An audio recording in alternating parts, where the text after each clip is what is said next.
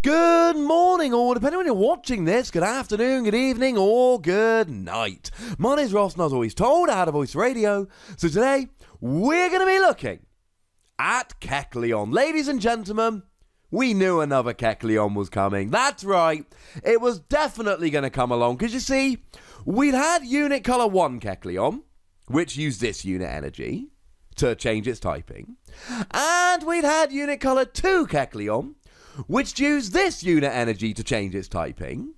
But there's a third unit energy, so we all knew that we were going to be getting a third Kecleon. We all knew exactly what that ability was going to say. I will, of course, link both these Kecleon in the description, so you can go and watch those videos, get yourself all caught up. We don't know what the attack does, although actually we do, because there's no text on the attack. Now, nominally, our translation here comes from the lovely David Hochmann over at Rappelman TCG and limitlesstcg.com/translations. But we don't need a translation of this, ladies and gentlemen. Giving David a shout out because David's an awesome person. But we don't need a translation for this one. We know what this one does. So it is a Kecleon, right? Which means it's a colorless Pokemon to begin with, which means it hits nothing for weakness to begin with. We'll get there. And it has no great tricks to begin with. It means that it has a weakness to fighting, which is very bad with Boswell sitting around. Good news, Boswell straight away won't get a one-hit KO with Jet Punch. Bad news is you can pretty much count on it always having a Diancie Prism Star, unless you've KO'd it or it's prized, at which point they will be getting a one-hit KO, which is a little bit of a pain. And then it's got a retreat cost of 1, which is quite nice because it means that you do get free retreat with escape board, which is quite nice. By the way, I have no idea why these are being released in the order Unit Color 2, Unit Color 1, Unit Color 3. That doesn't make any real sense to me, but hey-ho, let's not think too much about it. So, the ability here, as we would expect, says that when you attach a Fighting, Darkness, Fairy unit energy to this Pokemon, it becomes Fighting, Darkness, Fairy type, which means you can have any of those three typings, and you get all of the trimmings that come along with those typings. So if you become a Fighting type, you get to hit weakness on Zoroark, which is awesome. It means that you get to take advantage of Diancie Prism Star to make yourself do a little bit of extra damage. You get all the trimmings.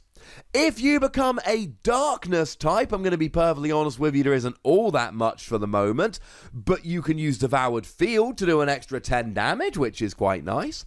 In Expanded, you could use stuff like Dark Patch, which is definitely very, very nice. And then, of course, you get to hit weakness on stuff like Dawnwing's Necrozma, for instance. And then if you become Fairy type, then all of a sudden you're hitting for weakness against stuff like Rayquaza GX, which is very, very nice, and Ultra Necrozma, which is also a nice weakness to be hitting. And it also means that you get access in Expanded to stuff like Fairy Garden. I mean, to be fair, Fairy Garden gave you free retreat when you had Fairy Energy attached, so that would actually work with any Pokemon that had this unit energy attached. But it means that if, for instance, a Rabombi comes along, Rabombi stops effects of supporter cards to Fairy Pokemon, so it would also therefore stop effects of supporters done to Kecleon. So you got a lot to like here. These are very good types. And then, of course, if we add them all up, we'll do a quick revision of all of them at the end. But essentially now, with all three of these Kecleon, you can hit for any weakness you like. The only typing that isn't covered is Dragon. But then again, that's not a big deal because nothing's weak to Dragon. Although, to be fair, there are a couple of Dragon, like Rayquaza in Expanded, that are actually weak to Dragon. But that's a very, very small exception. Now, the other thing I do need to remind you of, Necrozma is seeing a lot of play at the moment. And obviously Necrozma has an ability which gives an immunity to colourless Pokemon.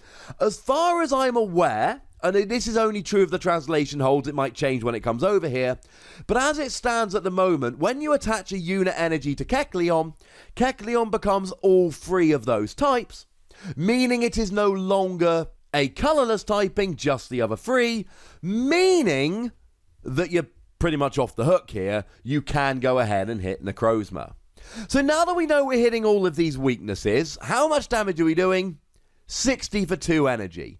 Now, generally speaking, when we saw this, I'd be talking double colorless energy, but of course you need the unit energy on here, which means you're not ever actually going to use double colorless energy here. It's very much a case of unit energy and one other. And you could basically play this in anything with energy acceleration. You could just do 2 manual attachments, but then you run into the issue of what happens if it gets KO'd in the meantime, and it'll be a bit slow, and 2 separate energy attachments onto an 80 HP Pokemon with a bad weakness. I'm not loving it, to be perfectly honest with you, so I can't say I wholeheartedly endorse it. But what we see here is 60 damage, which is enough for some things. Now, when you're hitting a non-GX, you're up to 120, and we're right back to that whole business of 120 against 130. Anything that has 130 HP will survive, 120 won't. So something like an Oranguru, for instance, well, that's going down because it's only got 120 HP. But there are a bunch of Pokemon out there with 130 that would take the hit. Now, one thing that is super important to notice here, you are all 3 types at once. Now, this becomes exceptionally relevant when we consider that Diancie Prism Star is a thing. Now, all of a sudden, you're hitting for weakness against Dark Weak Pokemon, and you're hitting for weakness against Fairy Weak Pokemon, but you're able to add the extra damage from Diancie Prism Star as if you were a fighting Pokemon, ladies and gentlemen. This makes a big, big difference. It means that, generally speaking, you would be hitting 180 damage against a Fairy Weak Pokemon. Now, you bring out 180 HP Rayquaza, you're getting the KO straight away, life is good. But you look at 190 HP Ultra Necrozma, and you go, darn it, we're 10 HP short. But Diancie Prism Star has got your back. That's what is so crucial here.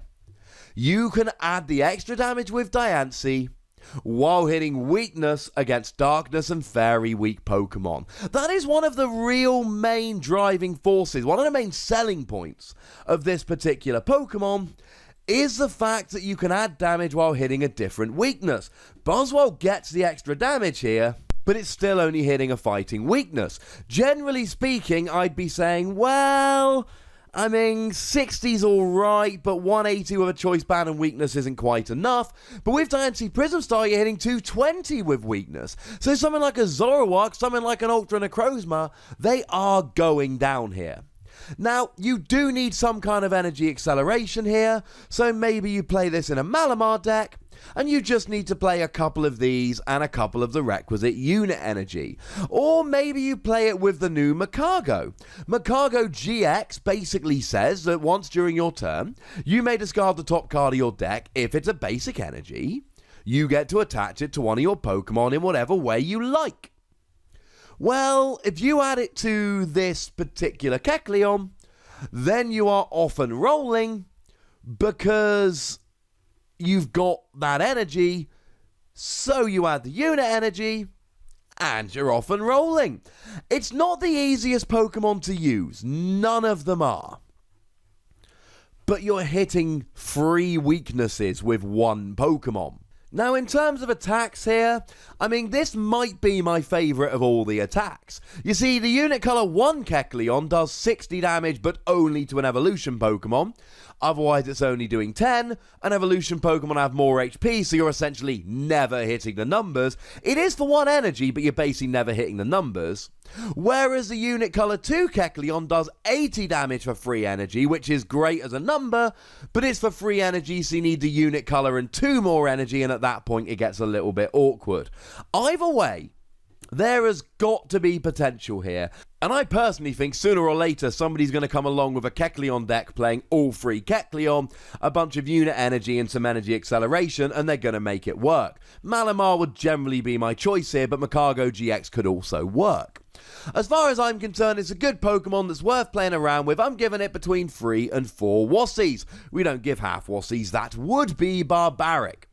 Yes, it's not the most easy Pokemon to use ever, and that's about it, to be honest. You're hitting 3 different weaknesses, you're hitting enough damage, you got a nicely priced attack, you've just got to use unit energy and another energy, and you're quite small and weak. But I tell you what, ladies and gentlemen, expect to see this at some point winning. I feel very confident about that. But I want to know how you feel about it, so let me know in the comments section. Go nuts, but remember the rule. Be nice. Make sure you like this video, subscribe to this channel, follow me on Twitter at the Wassy, and Twitch for some live action at twitch.tv/PTCGRadio. If you want to support the channel, get some bonus podcasts and all of that, head on over to patreon.com/PTCGRadio, where you can do exactly that. But by far the most important thing, as always, is to look after yourselves until next time. Thank you very much for watching. My name's Ross, and you've been watching PTCG Radio.